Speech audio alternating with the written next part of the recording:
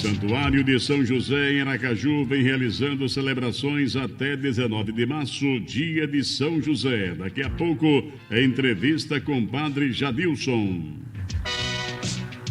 Ministério Público Estadual entra com ação para garantir segurança para os torcedores que frequentam o Batistão. A fala de Lula sobre a ministra Gleisi Hoffmann pega mal e soa como machista. 17h04. Cumprimento Heron Ribeiro, que chega trazendo seus destaques para o balanço geral desta quinta-feira. Boa tarde, Heron Ribeiro. Ok, amigo César Cabral, um forte abraço a você, a maior audiência do rádio, do seu final de tarde e início de noite. E os vetos enviados pela prefeita Emília Correia foram votados hoje, finalmente foram votados, e a pauta destravada na Câmara de Vereadores do município de Aracaju. Atenção para o resultado dos vetos, hein? O veto da cobrança do CPF nas clínicas odontológicas aqui na capital sergipana, nas clínicas particulares, houve o pedido da liderança e o veto foi derrubado. Veto derrubado, portanto, em relação à cobrança pelo CPF, não mais vai acontecer, sim, através do imóvel. Já o veto para a cobrança do INSS, o veto para a cobrança do INSS na educação particular do município de Aracaju foi mantido, porém com a ressalva para ser reanalisado e dentro de 90 dias podendo votar a pauta. O terceiro veto, o veto dos rodoviários, o veto foi mantido também por 16 votos a 8. Já, todas as informações, César, em relação à ação do Ministério Público para regularizar as inadequações apontadas pelo Corpo de Bombeiros na Arena Batistão, dentro de instantes, representantes do Ministério Público, como também da instituição Federação que promove o futebol sergipano, irão participar do programa e esclarecer a situação. Ok, valeu, Ceron. 17h06, 17h06, girando e tomando conta da cidade. Alô, alô, Roberto Silva. Tô mandando aí, mãe. Preso indivíduo que estava foragido da Justiça Mineira no estado de Sergipe. Detalhes daqui a pouco, quando também estarei enfocando a prisão de um indivíduo que cometeu feminicídio no município de Maruí. E mais, hein? Em instantes, o panorama das rodovias estaduais e federais que cortam o estado de Sergipe e o trânsito na capital de todos os sergipanos, Aracaju. Tudo isso daqui a pouquinho no Balanço Geral. Valeu, Roberto Silva. Agora vamos até o Baixo São Francisco. De lá ouço o chamado dele, o vulcão do rádio brasileiro, Messias Santos. Alô, Messias. Prefeita de Pacatuba participa do empreendedorismo, destacando-se entre os prefeitos do Baixo São Francisco. Ainda, jovem do povoado Carapitanga morre hoje em decorrência de um acidente de moto. Ele foi entubado, mas não resistiu. No município de Penedo, delegado de Penedo apela para que a importância do registro de boletim de ocorrência seja feito. E homem é encontrado sem vida dentro da sua própria casa no município de Igreja Nova. Tudo isso e muito mais daqui a pouco no seu Balanço Geral. Valeu, Vulcão Messias Santos. Agora vamos até a Sala Nacional e Internacional dos Esportes com ele, o gigante da informação, Wilson Tavares. Alô, César Cabral, alô, Heron Ribeiro, público ouvinte do seu Balanço Geral. Confiança cede o empate em 2-2 ao Ceará no estádio Castelão. Time proletário perde nos pênaltis e está fora da competição deste ano. Semifinais do Sergipão Superbet 2025. Neste sábado, vamos conhecer os dois finalistas que nos sábados, dias 21 e 28, decidem o título. Campeonato Carioca, Flamengo sai na frente do primeiro jogo e será campeão no domingo pelo empate. No domingo começa a decisão do Campeonato de São Paulo entre Palmeiras e Corinthians. Já os detalhes do Balanço Geral. Valeu, gigante Wilson Tavares, com sonoplastia de Luciano Lima Tavares, direção geral de José Rinaldo de Oliveira Filho, está no ar pela Rádio Jornal, o Balanço Geral. Balanço Geral, a informação total.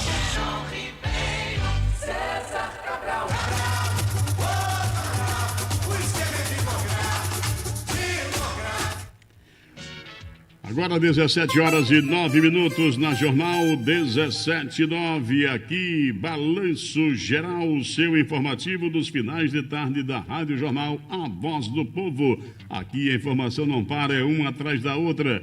Daqui a pouquinho tem já Roberto Silva Girandi tomando conta da cidade, trazendo sempre as principais informações nesta quinta-feira, dia 13 de março de 2023. Também hoje, Balanço Geral, destacando a votação que aconteceu na Câmara Municipal de Aracaju.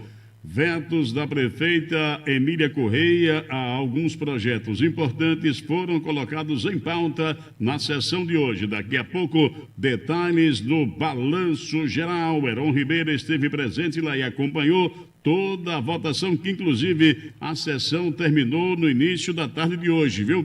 Demorada bastante a sessão de hoje da Câmara Municipal de Aracaju. E alô, Propriá, vem aí a sessão itinerante da Assembleia Legislativa. Deputado estadual Jefferson Andrade, presidente da Assembleia Legislativa, vai colocar a Assembleia no interior sergipano. Vai voltar com as sessões itinerantes e a primeira delas será realizada na cidade ribeirinha de Propriá na próxima quarta-feira, dia 19 de março. A Assembleia Legislativa com sessões itinerantes pelo interior sergipano, a primeira delas neste ano de 2025, sendo realizada na próxima quarta-feira, dia 19, na cidade de Propriá.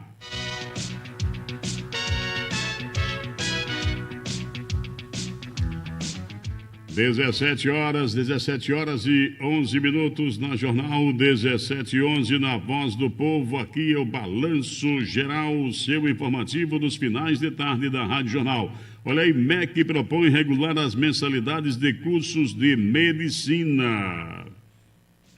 O ministro da Educação, Camilo Santana, afirmou nesta quinta-feira, dia 13, que defende a regulação das mensalidades cobradas pelas faculdades privadas de medicina no Brasil, por meio da criação de um novo instituto no MEC.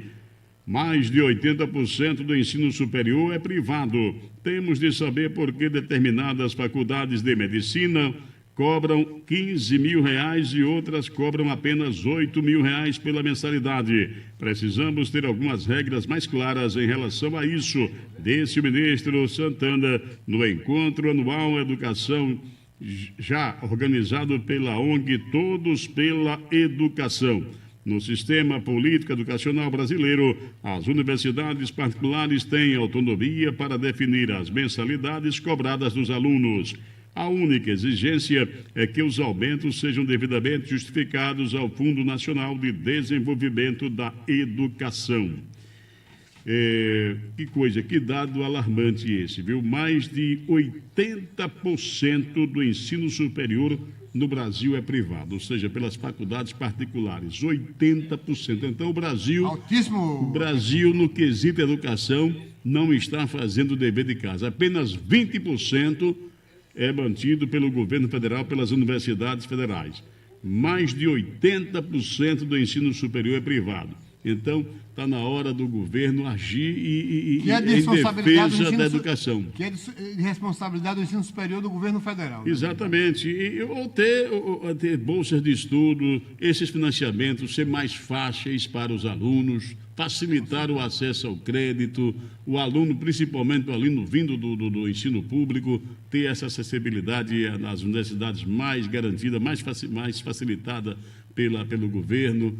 Enfim, tem que fazer alguma coisa, tem que modificar. É verdade. As instituições superiores, muitas delas, a estrutura física e também de material humano, de professores, superam alguns supera algumas instituições públicas, não é verdade? É verdade. Agora, isso Sabemos que são bons é um profissionais, tema, mas não tem condições de tema, trabalho. Aaron, que tem que ser bastante discutido com profundidade, porque eu preciso avaliar também esta informação, mas me foi dito por um educador que o custo de um aluno, por exemplo, na Universidade Federal de Sergipe, é maior, algumas vezes, do que a mensalidade cobrada pela universidade, pela uma faculdade particular, pela iniciativa privada. Então, o custo passa a ser maior, então é melhor, ou seja, em outras palavras, é mais barato para o governo ele pagar a mensalidade do aluno que está fazendo um curso na faculdade ou universidade particular, do que manter o ensino na universidade. Eu recebi essa informação também. Então, isso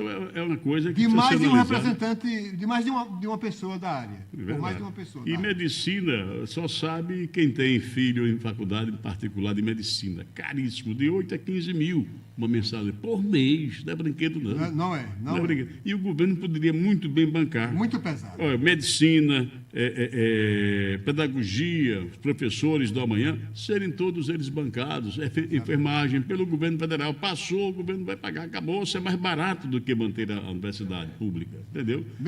Pelo menos com a informação que eu tenho. Se estiver errado, já retiro tudo que eu disse. Exatamente, mesmo porque, César, as informações que eu obtive também, que os laboratórios das instituições da iniciativa privada são mais equipados, a manutenção são bem melhores desses equipamentos e são muitos equipamentos das instituições públicas já vencidos, que não tem condição nenhuma de uso. É verdade. E de resto, só para fechar esse assunto... Material sucateado, lamentável. O que também me chama a atenção é a conservação do patrimônio do prédio público que abriga universidades, por exemplo. A maioria das universidades, a gente vê mal cuidadas, entendeu? Prédio deteriorado, instalações precárias. Você chega na universidade, a UNIT, vou citar uma como exemplo, basta citar essa.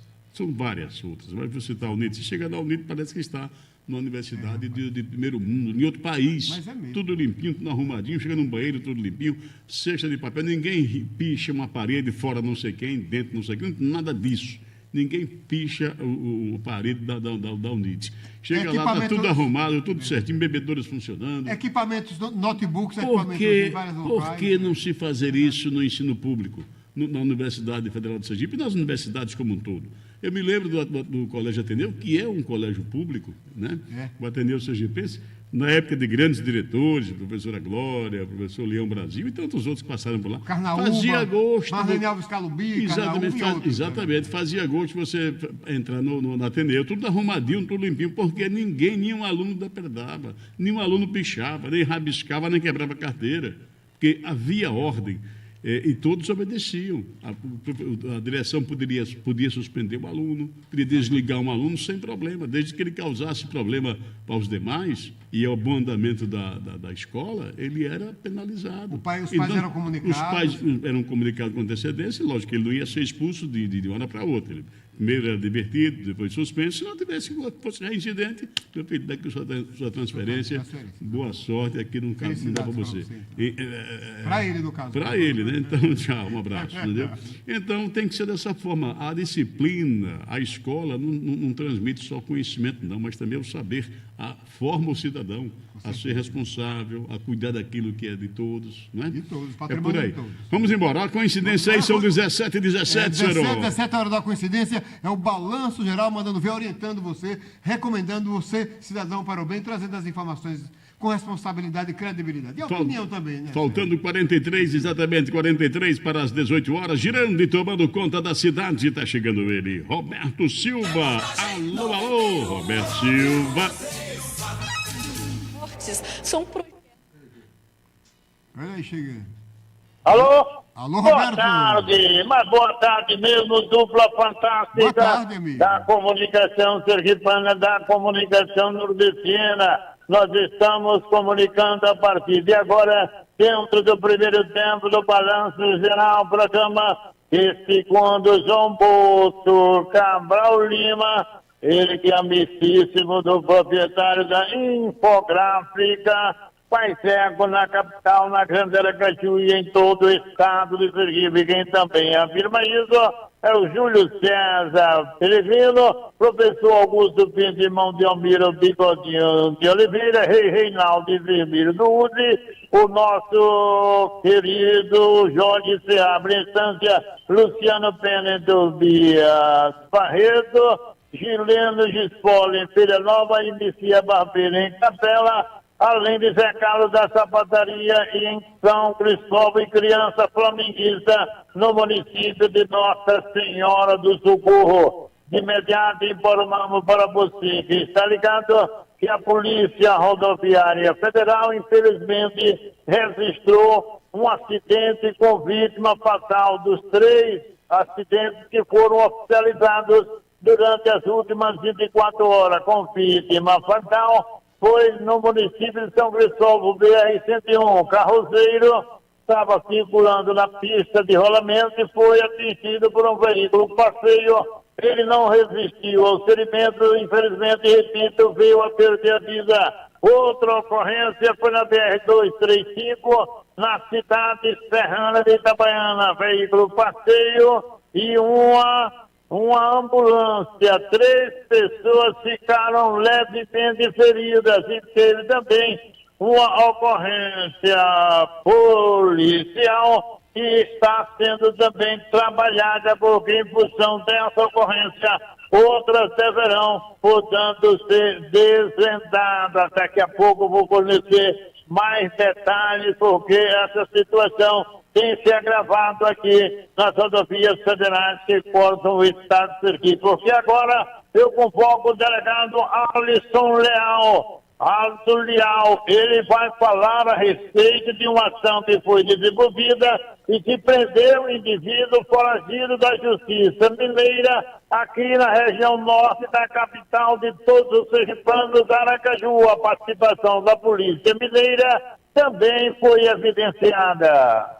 Na manhã de hoje, em operação conjunta desencadeada pelo Centro de Operações Policiais Especiais, o COP, pela Divisão de Inteligência e Planejamento Policial, ADIPOL, e pela 6ª Delegacia de Polícia Civil de Pedro Leopoldo, no estado de Minas Gerais, foi capturado um foragido da Justiça que havia praticado um crime de latrocínio na cidade de Pedro Leopoldo, em Minas Gerais, no ano de 2003. O crime investigado pela Polícia Civil Mineira, ele foi praticado em 15 de fevereiro de 2003, foi um latrocínio que vitimou um comerciante de um supermercado naquela localidade. Durante a ação delitógena, 3 indivíduos eles invadiram esse supermercado e após uma luta corporal com o resistente, com a vítima, eles acabaram efetuando disparos contra essa vítima que não resistiu e veio a óbito. Ainda naquele ano, no ano 2003, a Polícia Civil Mineira ela concluiu as investigações, houve a representação pela prisão dos 3 investigados. Naquele mesmo ano eles foram presos e sentenciados a penas superiores a 20 anos de reclusão. Naquele mesmo ano, ainda em 2003, um dos sentenciados, que é o que foi preso no dia de hoje, ele se evadiu, né? Ele fugiu do sistema penitenciário mineiro e na manhã de hoje, através de uma intensa troca de informações entre o Centro de Operações Policiais Especiais, a Divisão de Inteligência e Planejamento Policial ADIPOL e a Polícia Civil Mineira, nós logramos êxito em localizá-lo aqui em uma localidade na zona norte da cidade de Aracaju, e ele foi preso e conduzido ao Centro de Operações, onde aguarda a realização da audiência de custódia e permanece à disposição da Justiça. Nós estamos aguardando o posicionamento do Judiciário aqui do Estado de Sergipe e do Judiciário Mineiro, no sentido de materializar o recambiamento dele àquele Estado, se a Justiça Mineira assim entender pertinente. É importante ressaltar que esse crime ele foi praticado há mais de 20 anos. Né? Ele estava foragido desde então, desde o ano de 2003, ele se encontrava foragido, então quase 22 anos, e hoje a Polícia Civil logrou isso em localizá-lo. Valeu, Alisson Leal, delegado de polícia, que falou a respeito dessa prisão de foragido da Justiça do Interior de Minas Gerais. Daqui a pouco eu vou voltar a convocar Alisson Leal, porque ele também esteve na ação que prendeu indivíduo que matou a própria companheira dentro de um motel no município de Maruí. Detalhes daqui a pouco no Balanço Geral, quando também estarei enfocando um evento que reuniu as mulheres. A Secretaria da Mulher foi quem promoveu, e lá também estava presente a primeira-dama do Estado, a secretária de Inclusão Social, Érica Midieri. Em instantes, volto com essa e outras informações no Balanço Geral, programa de segundo. Iracema de Mãe, Conceição do Bolo, Lourdes Peregrino, Terezinha do Bugio, a Cássia Barros, Carmen Dantas, também Thelma Tavares, além da não menos famosa Cátia Pelatão, faz eco na capital, na Grande Aracaju e em todo o estado de Sergipe. Olha a dupla fantástica de volta aí, quem é essa dupla? Luciano Lima Tavares. César Cabral.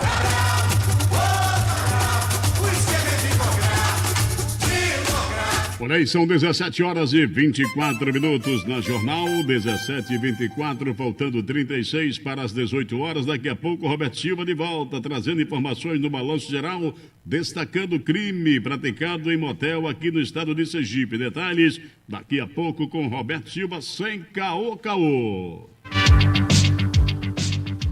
17h25 agora na Jornal, faltam 35 para as 18 horas e a chapa esquentou novamente hoje na Câmara Municipal de Aracaju com a votação da derrubada ou não ou manutenção dos vetos da prefeita a projetos que foram já discutidos e aprovados pela Câmara Municipal de Aracaju e que foram vetados pela prefeita Emília Correia. Sessão de hoje bastante acirrada, bastante quente, a chapa esquentou, terminou no início da tarde de hoje a sessão que começou às 9 da manhã. E Heron Ribeiro esteve lá e traz os detalhes sobre esses projetos polêmicos que finalmente foram colocados em votação na manhã de hoje na Câmara Municipal de Aracaju. É verdade, amigo César Cabral, uma mega movimentação dentro e fora da Câmara de Vereadores do município de Aracaju. Logo cedo, antes das 8 horas, o reforço da Guarda Municipal de Aracaju já se fazia presente nas instalações da Câmara de Vereadores do município de Aracaju,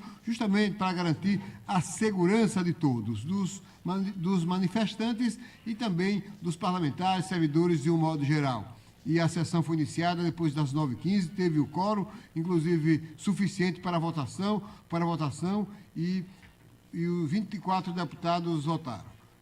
Os amigos César Cabral... 26 vereadores, né? Vereadores. Um estava em viagem e outro o presidente, que não precisou. Votaram. Então 24 vereadores votaram. Votaram. Beleza. 24 votos a zero, inclusive o voto que foi solicitado pela liderança da bancada de situação, pelo vereador Isaac Silveira, que fez o encaminhamento para o voto ser derrubado, o voto em relação à cobrança pelo CPF dos odontólogos que trabalham muitos no mesmo imóvel e foi acatado... Vamos lá, vamos então por parte, como diz Jaque, o esquartejador. Por partes. Então, qual foi o primeiro projeto que foi apresentado, Heron? O primeiro projeto que foi apresentado foi o veto para a cobrança do CPF nas clínicas odontológicas aqui na capital sergipana. A liderança da prefeita Emília Correia, através do vereador Isaac Silveira, fez o encaminhamento para que o veto fosse derrubado.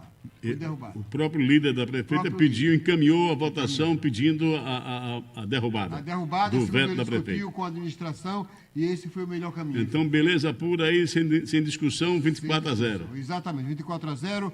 Muita comemoração por parte Esse foi o dos odontólogos. Aquela questão que os odontólogos estavam... Era um projeto, parece, de autoria do próprio Elber Batalha. Foi do Elber Batalha. Né? Ele apresentou e defendeu. Que ele defendeu muito essa questão. O caso de consultório que tem 2, 3 odontólogos e a cobrança do ISS estava sendo individual. Quando ele defendia... Por CPF. Por CPF. Ele defende que seja por consultório, pelo imóvel. Então, ficou mantido esse modelo. A média era de 4, 5 profissionais e... deles até 6, entre 6 e 8 profissionais. E certo. A cobrança vai ser. Inclusive, a vigilância sanitária esteve na localidade. Em alguns, são horários diferentes que os profissionais trabalham. Esse foi o encaminhamento feito pela liderança e o veto foi derrubado. Beleza. Vamos para o segundo, então. O segundo, então. O veto para a cobrança do INSS nas escolas particulares do município. ISS, exatamente. Ou seja, o pagamento ser efetuado até mesmo antes da cobrança do estudante. Certo. Esse veto foi... Era outra questão que as escolas alegavam o seguinte: às vezes tem 500 alunos matriculados, ou seja, 500 matrículas, então estavam pagando por 500 alunos. Aí, o que é que ocorre? Desses 500, tem, por exemplo, filhos de professores, não pagam, exemplo, tá, é verdade. né? Pessoas que, por uma razão ou outra, pais de alunos ficam inadimplentes, deixam de pagar, e na realidade a cobrança estava fazendo pelo total de alunos matriculados. Quem tem, por exemplo, três filhos, aí às vezes o colégio dá um abatimento. Exatamente, é verdade. Então chegou-se a um bom termo aí também? Olha, César, veja bem, o veto foi mantido, só que para fazer uma observação, para dentro de 90 dias, se comprometeu o líder Isaac para ser reavaliado e voltar dentro de 90 dias, a discussão da Câmara de Vereadores. Para ver se encontra um meio termo, né? Um meio termo, exatamente. Beleza, ótimo. E o terceiro, amigo, foi o projeto que atingiu os rodoviários, que estão aí com pendência com as dívidas trabalhistas, com uma das empresas aqui do município de Aracaju, e esse veto foi mantido por 16-8. Foi mantido o veto da prefeita. O veto da prefeita, para que os recursos sejam destinados à empresa e não... Independentemente da situação financeira dela. Da situação, exatamente. Então, 16-8 foi mantido o veto. O veto foi mantido. Foram os três votos mantidos. Inclusive, deixa eu dar localizar a última matéria aí. Então, com a manutenção do veto, as empresas que estejam em situação em débito até com salário de servidores, com obrigações sociais, por exemplo, elas podem receber, então, esse incentivo financeiro da prefeitura. Exatamente, poderão receber. Tá certo, César? Então, a pauta destravada com essa situação, a expectativa para que dentro de, no máximo, 90 dias, seja dada uma posição em relação a esse da educação. Os representantes dos professores da rede particular estiveram lá, das instituições estiveram lá mais uma vez, todos participaram da tribuna livre, os rodoviários, os representantes das escolas particulares, como também dos odontólogos, através do Conselho Regional de Odontologia. Perfeito, Heron Ribeiro. Quer ouvir o Lúcio Flávio? Show de bola do Heron Ribeiro. Show de bola. Vamos para o intervalo começar, está em cima da hora. Olha, show de bola do Heron Ribeiro, que esteve presente. Trouxe aqui, como diria o professor Ludoig, a miúde. Todos os detalhes sobre a votação, essa votação polêmica hoje na Câmara Municipal de Aracaju, mas pelo menos os 3 projetos, 3 vetos da prefeita a esses 3 projetos polêmicos foram hoje finalmente votados, né? E dentro do entendimento entre a liderança da prefeita e os vereadores da oposição também. Também, é verdade. Eu observei, César, ficou meio contrariado o representante das escolas da rede particular. O professor José Sebastião Filho, ele queria que já fosse decidido hoje, mas vai ter os representantes das escolas particulares vão aguardar mais um pouco para... É um assunto para ser discutido e deve ser analisado, né, com mais profundidade, e a gente espera que não somente os vereadores, mas a própria prefeita também reflita, e os vereadores que vão manter ou derrubar. São temas muito complexos, sem dúvida nenhuma. É uma situação para ser analisada realmente, porque na realidade é aquela coisa, né? Vai valer muito o que vão dizer as escolas. Nós temos 500 matriculados, mas só pagam 300. E é mesmo? Né? Será que é mesmo? Será? É verdade, Terta, não é? Fica a pergunta no ar. Mas vamos acreditar nas pessoas. O Brasil, nós precisamos, enquanto brasileiros, cada vez mais acreditar na palavra do outro. Isso, alguns vereadores se manifestaram, inclusive o professor Irã. Eu acredito muito nos representantes das escolas. E como disseram também, acreditamos muito no representante da prefeita Emília, no caso, os vereadores que fazem a liderança. Um país só se transforma numa nação verdadeiramente quando se respeita a palavra do outro, né? E que o outro fale somente a verdade. Não precisa você provar que está vivo. Você chega, às vezes, numa repartição pública, vai buscar um benefício. Quem é você? Eu sou fulano e tal. Então, prove que você está vivo. Mas o cara vai, sou eu, sim, mas você tem que provar que você está vivo. É um negócio absurdo, né? Meio estranho, não é verdade? Infelizmente, esse é o Brasil. Eu sou daquele, viu, César, que anos atrás, o meu pai e o seu também chegava em uma feira, com sem dinheiro levava mercadoria. Coisa. Pois é. Não é verdade, amigo? Não é bom assim? É muito bom. Isso mesmo. Olha, são 17h33 agora, faltam 27 para as 18 horas. Vamos no intervalo comercial. Na volta tem Roberto Silva trazendo detalhes sobre esse crime no motel aqui em Sergipe. Daqui a pouco a gente volta. É pai bola. A Mercearia J. Espírito